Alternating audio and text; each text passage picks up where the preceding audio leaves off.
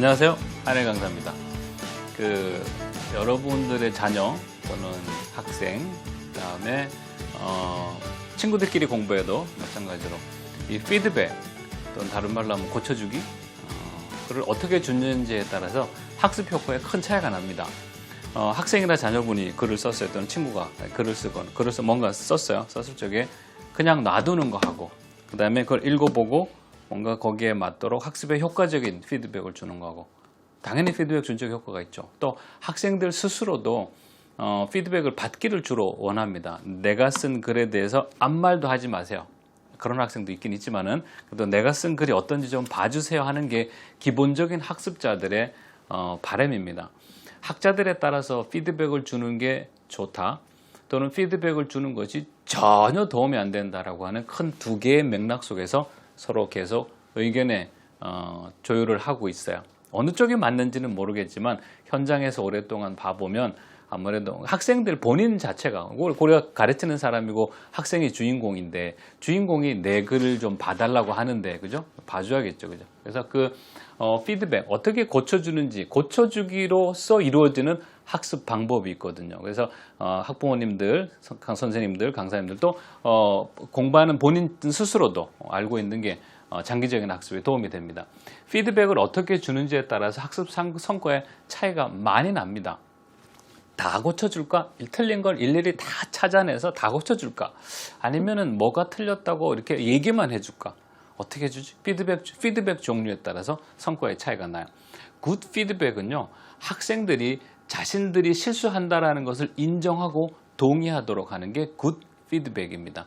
피드백을 주는 과정을 통해서 학생들이나 아이들이나 자녀분들이 기가 죽는다든지 자꾸 자존심감이 너무 상하는 경험을 자꾸 한다라든지 그 다음에 흥미를 잃어간다라든지 그 다음에 어차피 아버님 어머님이 다 고쳐줄 건데 어차피 친구가 다 고쳐줄 건데 어차피 선생님이 다 고쳐줄 건데 나는 그냥 앉아만 있지 이것도 또 좋은 피드백이 아닙니다. 그래서 피드백 과정을 통해서 내가 이런 실수를 하는구나 동의하고 또 인정하는 가운데서 고쳐나가는 그런 게 굿 피드백이죠. 그러니까 피드백 주면서 서로 간에 의상하면 안 돼요.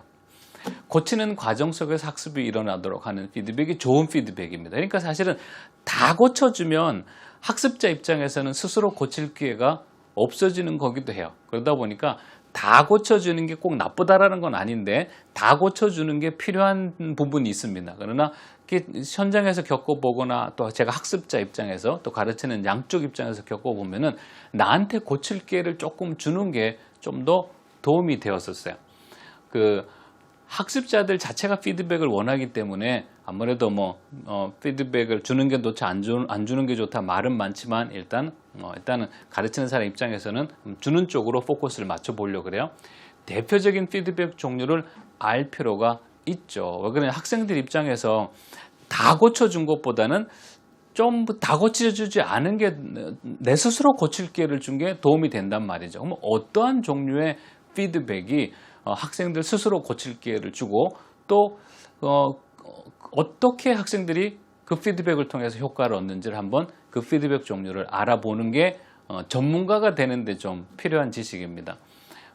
학생들을 잘 가르치기를 원하는 학부모님들, 그 다음에 선생님들, 강사님들인데 적어도 이 정도 피드백은 알고 있어야 또 용어도 좀 알고 있어야 아무래도 여러분 자녀들한테 설득을 할 때 또는 학생들이 또 학부모님들이 선생님들이 상담을 할 때 또는 아이들한테 가르칠 적에도 조금 전문가적인 모습이 나잖아요. 그 피드백 중에 직접 고쳐주는 게 있어요. Direct Corrective Feedback이라고 그러는데 영어는 무시하고요. 그냥 감만 잡으시면 돼요. 직접 다 고쳐주는 거야. He needs some help. 여기서 네가 고쳐봐 라고 하는 건 직접이 아니고 내가 직접 고쳐주는 거야. 한번 봐보세요. 여러분 혹시 이 중에 미스테이크 찾았어요? 얼른 고쳐보세요. 이렇게 해주면 이건 직접 피드백이 아닙니다. 제가 직접 다 고쳐줄게요. 여러분 그냥 보시기만 하면 돼요. He needs 뺄게요. 통상적으로 잘 안 씁니다. 물론 쓸 때도 있습니다. 강조하려면 쓰긴 한데 일반적으로 잘 안 쓰니까 얘는 일단은 빼볼게요. 그래서 특히 얘는 꼭 써줘야 돼요. He needs some help. 이렇게 내가 직접 고쳐줬죠. 그죠? 이걸 가지고 직접 피드백이라고 부릅니다. 직접 피드백은 초기 학습자들한테 효과가 좋습니다. 또 반대로 아주 높은 레벨한테도 효과가 좋아요. 왜냐하면 높은 레벨, 여러분의 자녀들이 영어 레벨이 좀 있잖아요. 그러면 걔가 자기가 쓴 글이 많이 맞다고 생각을 할 거예요. 그리고 황당한 실수는 안 했을 거라고 믿을 거거든요. 그럴 적에 직접 실수하는 걸 그 면전 앞에서 고쳐주면 그때 약간의 그 스트레스와 충격이 옵니다. 그러므로 인해서 그 메시지를 더 오랫동안 잘 기억하게 되죠.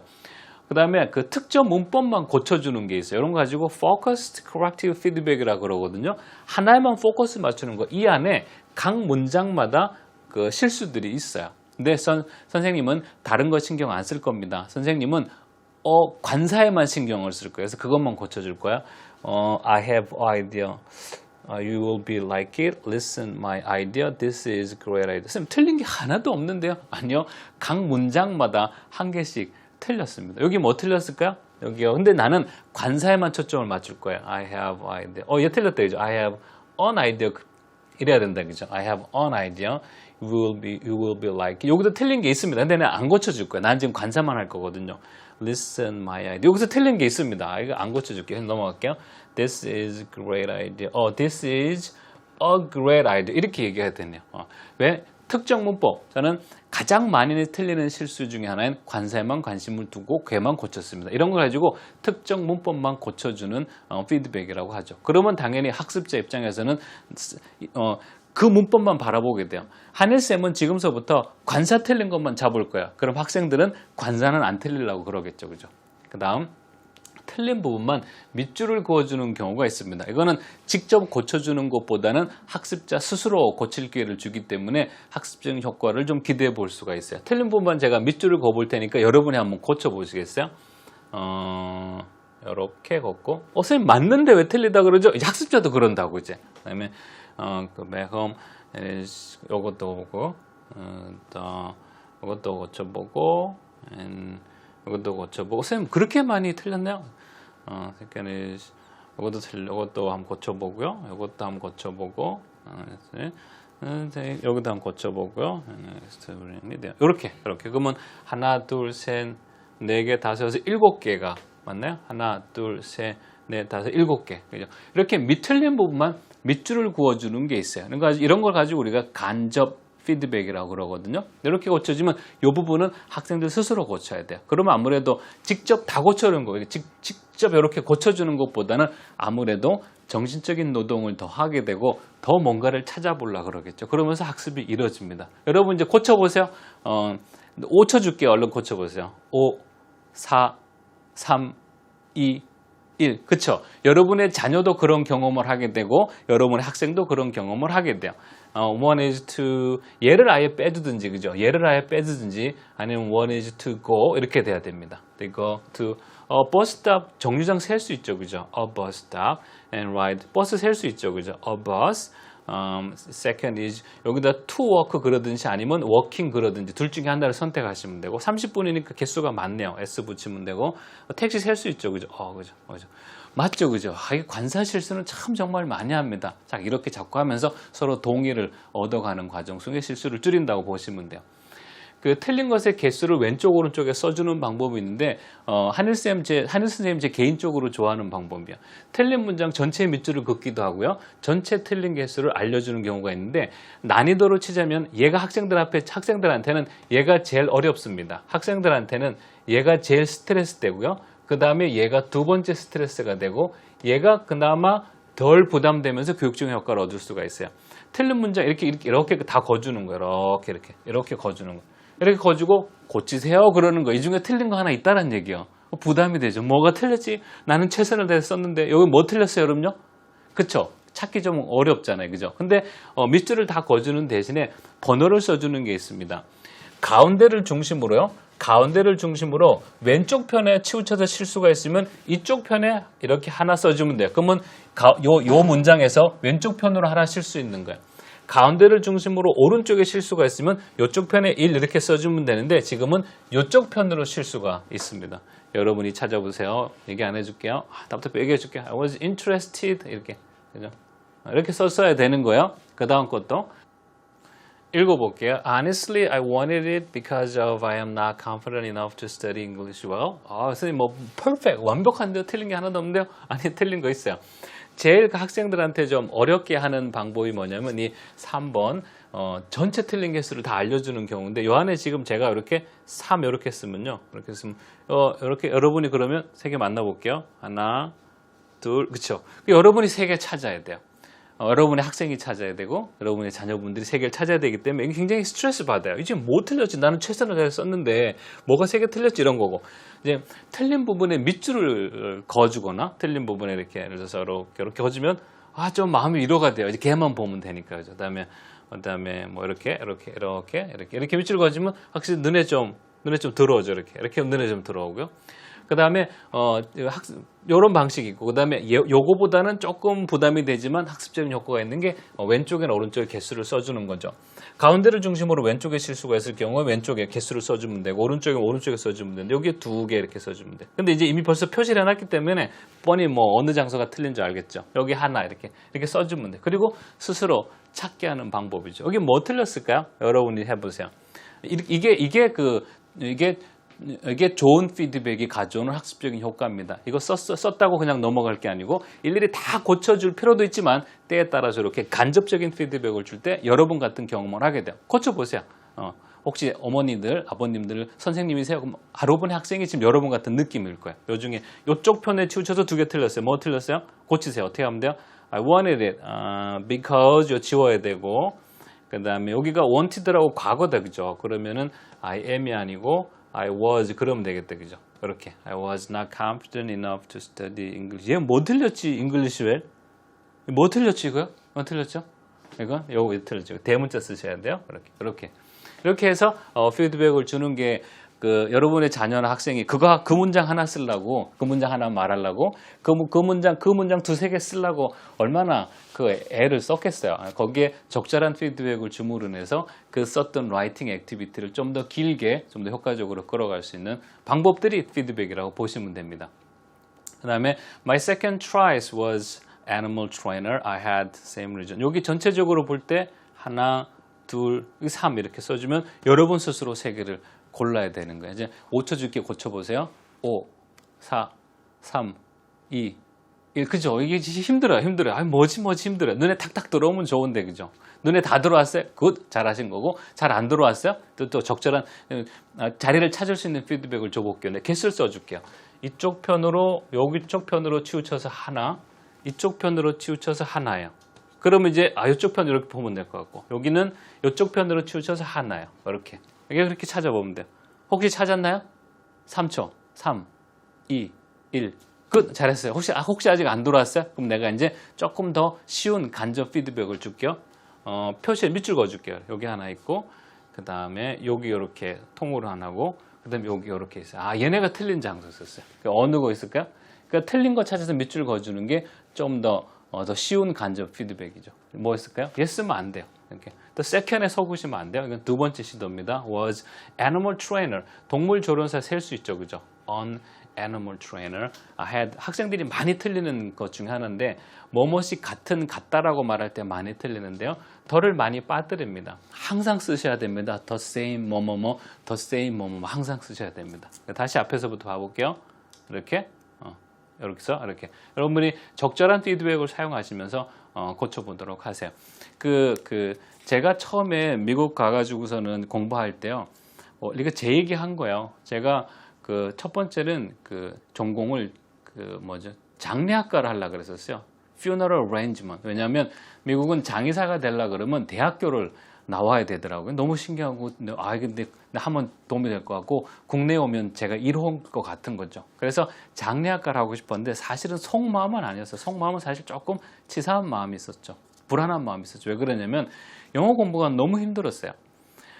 영어 의사소통에도 배워도 끝도 없는 것 같고, 근데 죽은 사람 상대하면 걔는 영어를 안 할 것 같거든요.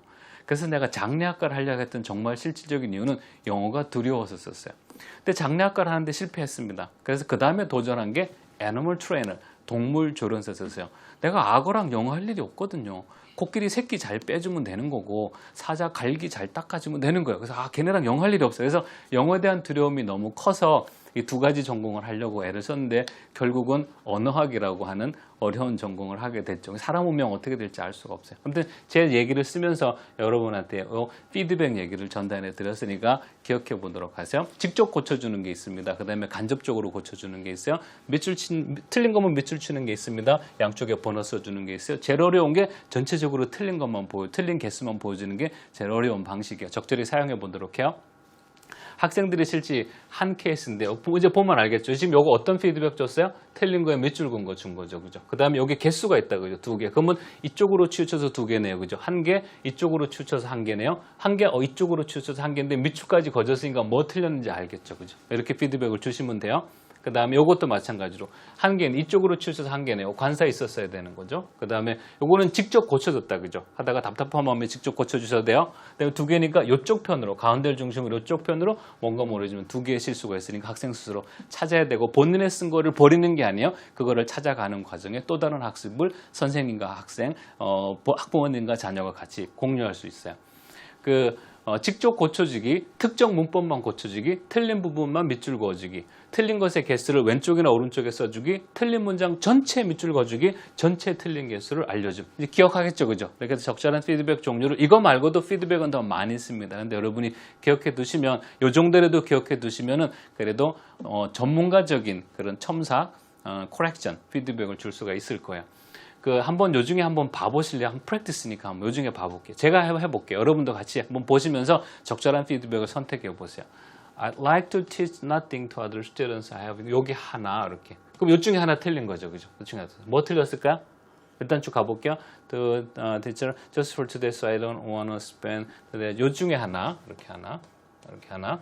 그러면 then to study lessons 요 중에 하나 이렇게. 그 다음에 쭉 있다가 요 중에 하나 이렇게 틀렸어요. 이렇게 해주면은 이 글을 쓴 학생은 본인이 미스테이크를 찾아야 되기 때문에 자기가 쓴 걸 몇 차례 읽을 수밖에 없습니다. 밑줄 그어줄게요. 그럼 이제 눈에 들어올 거예요. 하나 틀린 것 같고, 그 다음에 얘도 다시 수정해야 될 것 같고요. 그 다음에 얘 수정해야 될 것 같고, 그 다음에 얘 바꿔야 될 것 같아요. 이렇게. 그건 아니면 이 모든 과정을 다 생략하고 그냥 4개. 이게 제일 짜증나는 케이스예요. 그래도 학습 면에는 도움이 됩니다. 피드백을 주고 첨삭을 해줄 적에 적절한 기호들을 사용하게 되는데요.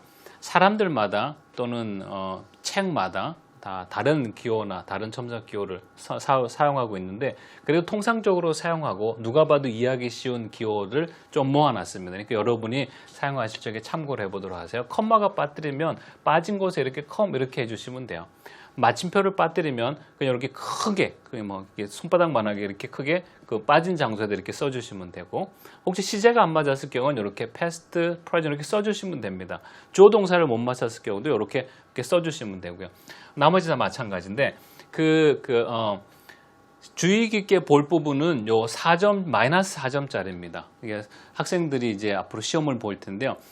어느 기간에 가나 선생님들이 가장 많이 점수를 깎는 부분들이 바로 요 부분들이에요. 마침표 안 찍으면 4점 날라갑니다. 언더, 정관사, 관사 틀리면 4점 날라갑니다.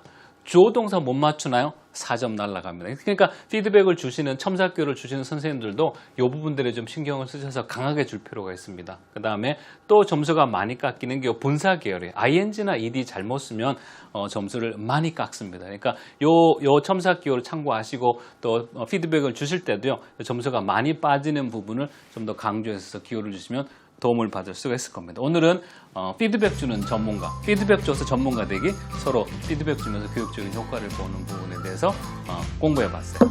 수고하셨습니다.